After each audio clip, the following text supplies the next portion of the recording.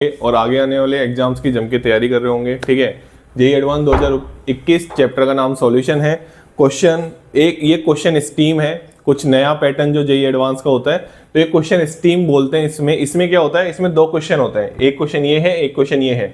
2 number का एक question होता है, ये भी 2 नंबर का है, ये भी 2 नंबर का है, और 0 नेगेटिव मार्किंग है।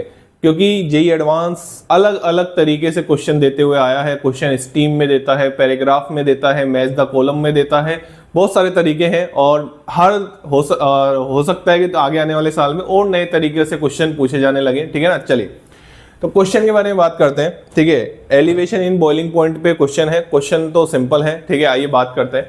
The boiling point of water in a 0.1 molal silver nitrate solution is x degree Celsius. ठीक है, मोलल है, ध्यान से देख लेना। To this solution a an equal volume of 0.1 molal aqueous barium chloride solution is added to make a new solution B. The difference in the boiling point of water in the two solution A and B is y into 10 - 2 degree Celsius. ये आपको question में given है। Question बोल रहा है density same है water के साथ, और the soluble salt dissociate completely.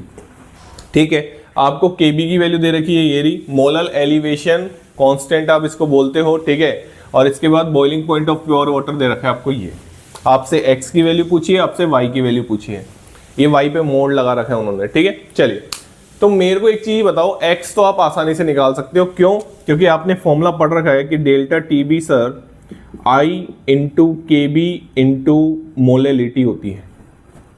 I मतलब वांट ऑफ फैक्टर, के बी मतलब मोलर एलिवेशन कांस्टेंट, एम मतलब मोलेलिटी मैं लिख भी देता हूं। ठीक है, हो सकता है सुनने में बच्चों को मोलेलिटी लगे, लेकिन मोलेलिटी है, जिसको हम मोलल अगर कहीं लिखा हो तो मोलेलिटी समझते हैं।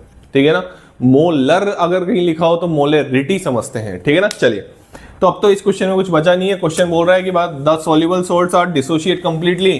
तो जो AgNO3 है, उसका I कितना हो जाएगा बेटा? अगर ये देखो I बराबर क्या होता है, I बराबर होता है 1 + n - 1 इंटू एल्फा। मैं कम से कम 4-5 बार तो बता चुका हूं। n का मतलब क्या होता है कि एक फॉर्मूला यूनिट से कितने नंबर ऑफ आयंस ब्रेक हो रहे हैं। ठीक है ना, तो इससे कितने होंगे 2, तो n बराबर 2 हो गया। एल्फा की वैल्यू 1 है, तो 1 + 2 - 1 इंटू 1, तो कितना हो गया 2। कहने का मतलब ये है कि I किसके बराबर आता है, n के, जब एल्फा क्या होता है 100%। एल्फा 100% का मतलब है कि कंप्लीटली डिसोशिएट। बात समझ में आ गई?